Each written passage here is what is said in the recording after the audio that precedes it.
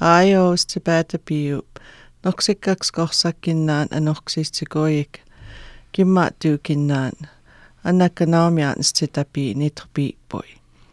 Og nitrpiipoi anna kawa pumahkaa. Pajuttaa sojitapi. Magohuman stessuka bessiik sahkom. Annak matsopukkuutsema. Magoksi piikkuutsemaks. Nuhpiipoi annak kanetapi. Magoksoka bessi. Upäätäpi sua. Ogni nohkituutruses me sami päätäpi sen. Mistä vatsemaan, kamutaan, kutsemaan.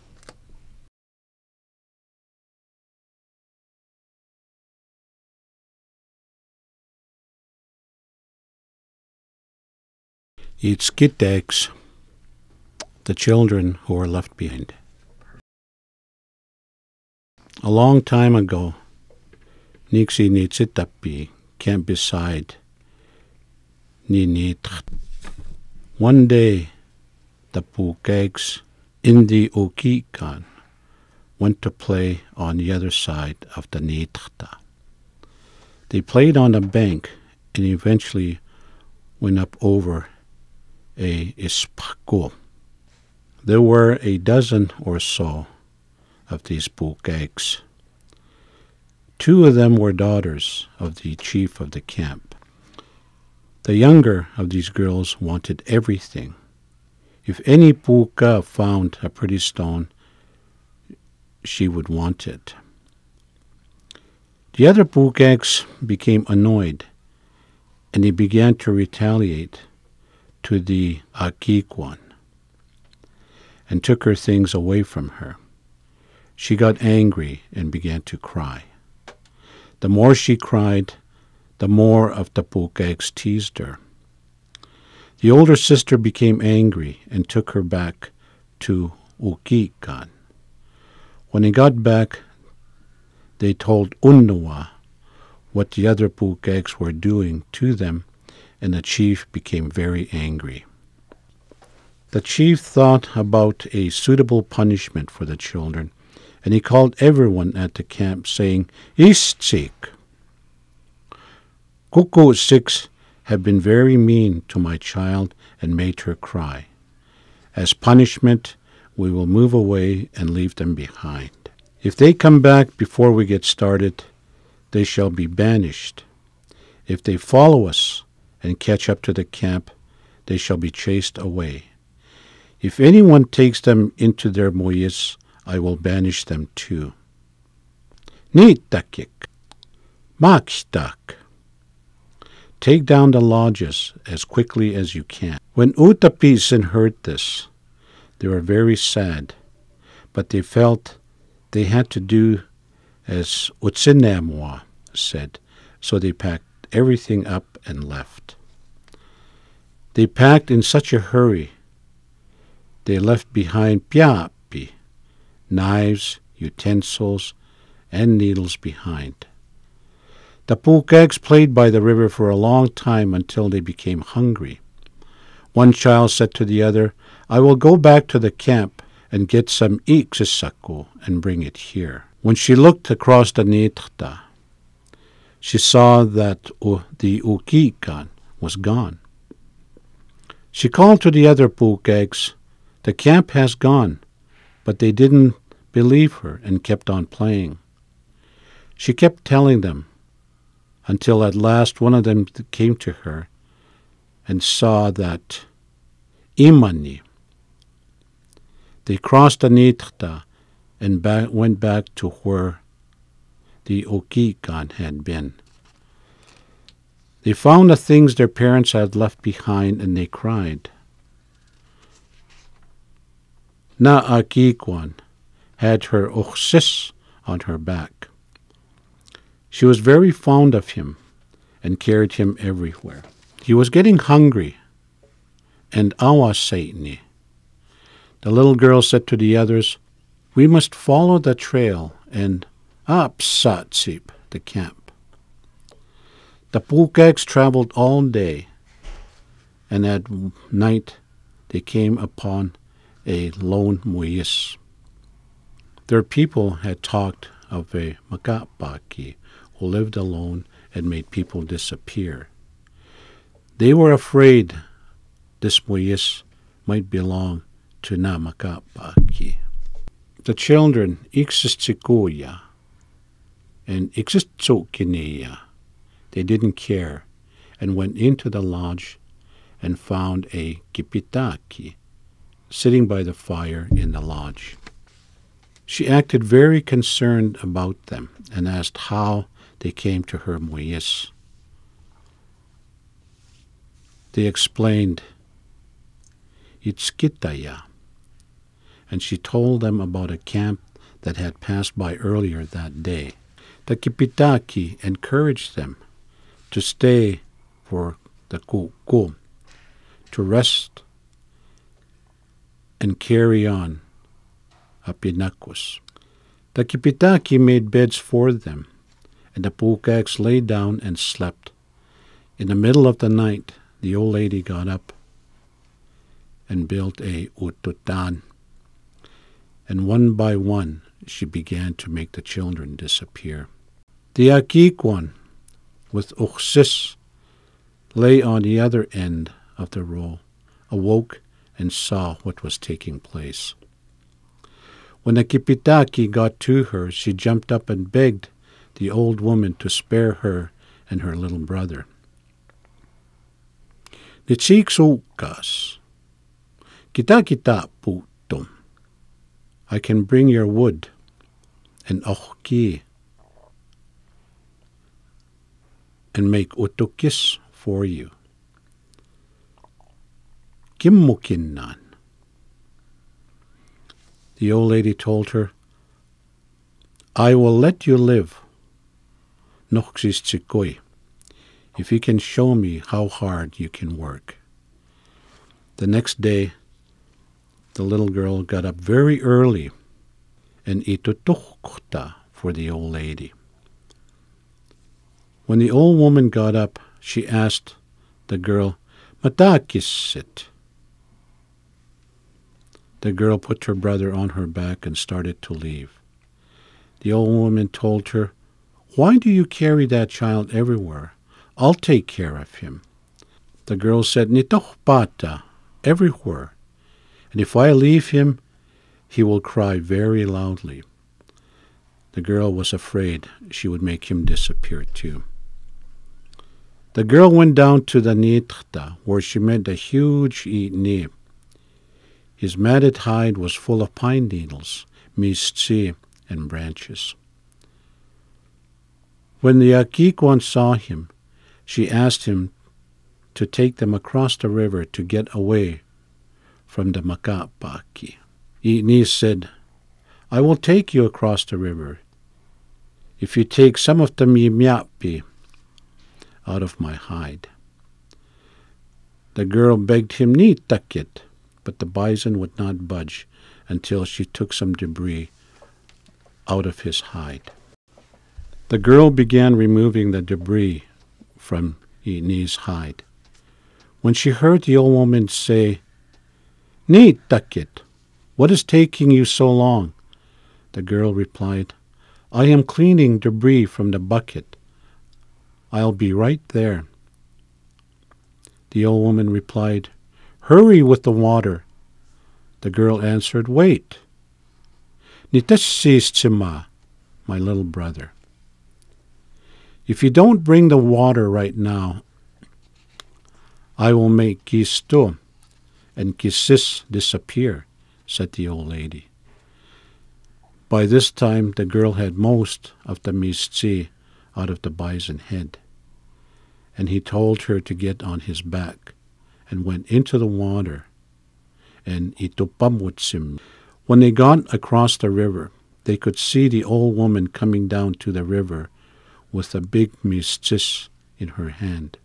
The girl, itsinnisuyawani, and the bison, itskupamutsim to the old woman.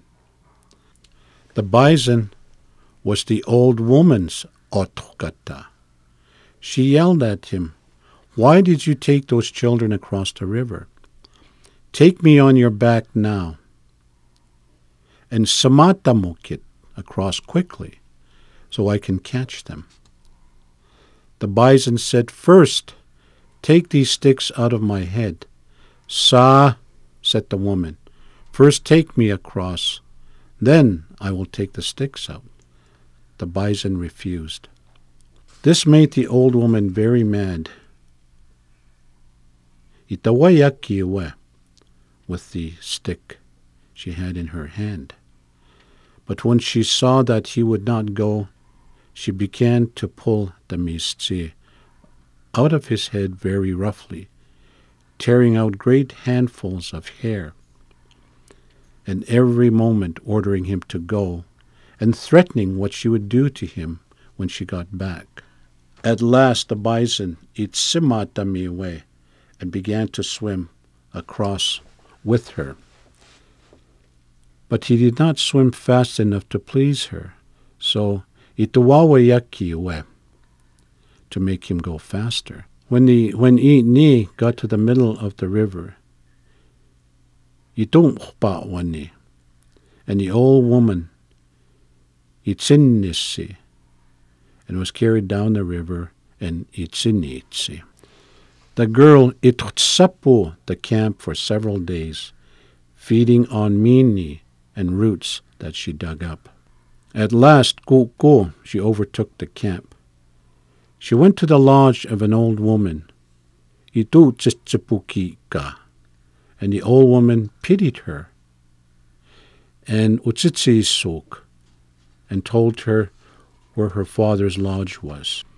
The girl itsitapu, but when she went in, her parents would not receive her. She had tried makukunuaksegs for the sake of her little brother, who was growing thin and weak because he had not eaten. And now her mother was afraid to have her stay with them.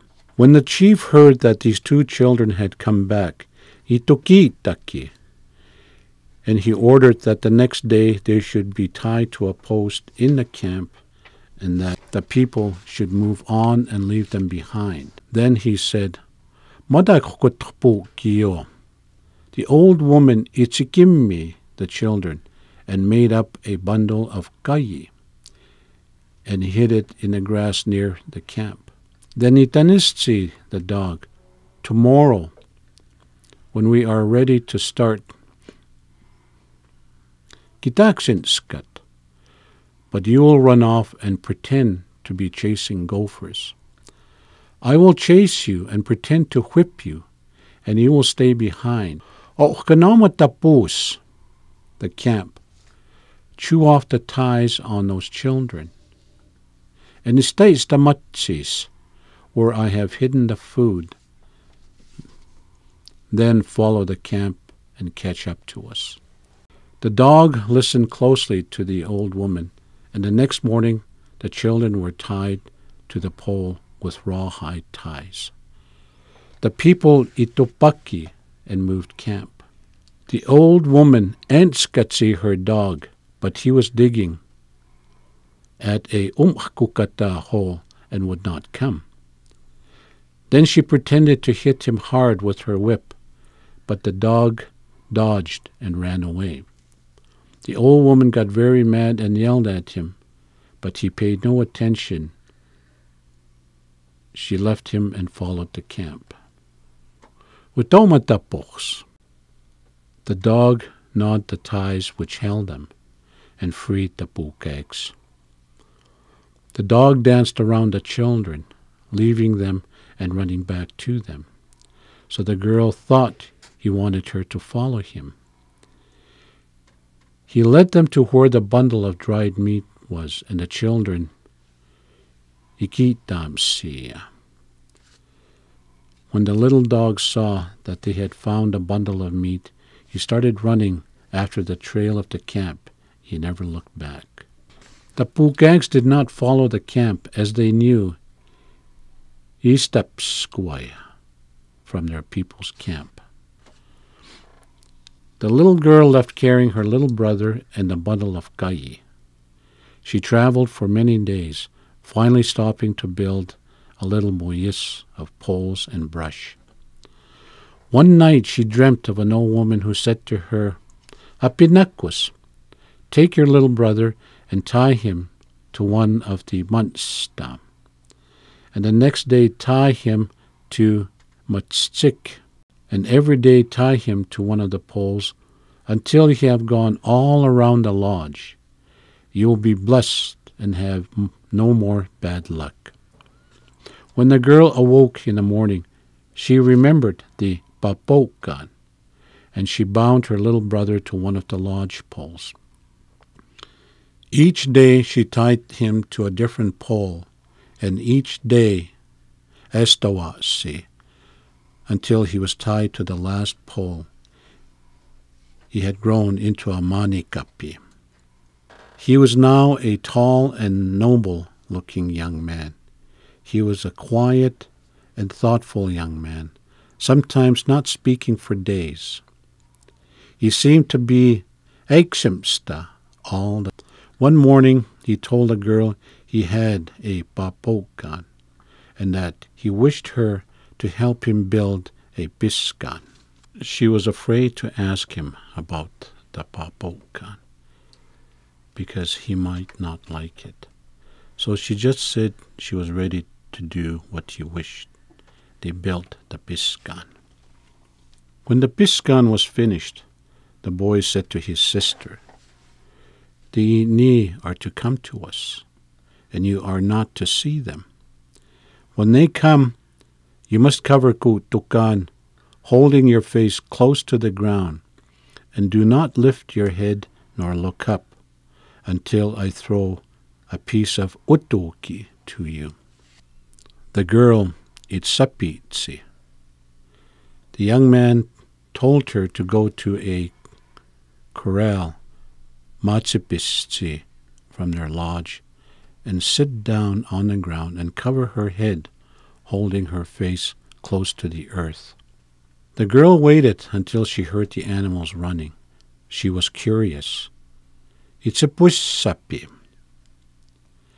She saw her brother looking at her anxiously, and she said to him, "I thought I heard the bison coming, and because I was anxious for food, I forgot my promise, and I looked.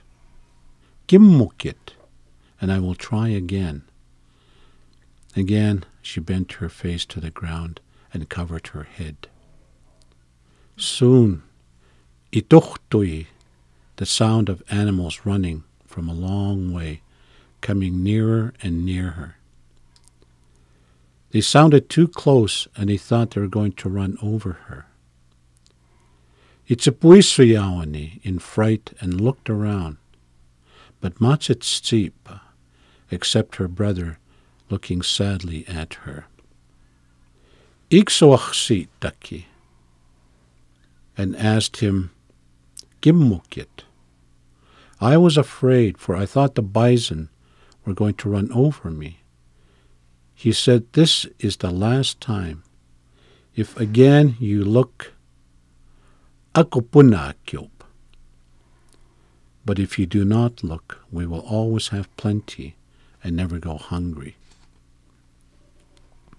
The girl promised, "Taksikakim, and even if those animals run right over me, I will not look until you throw the utoki at me."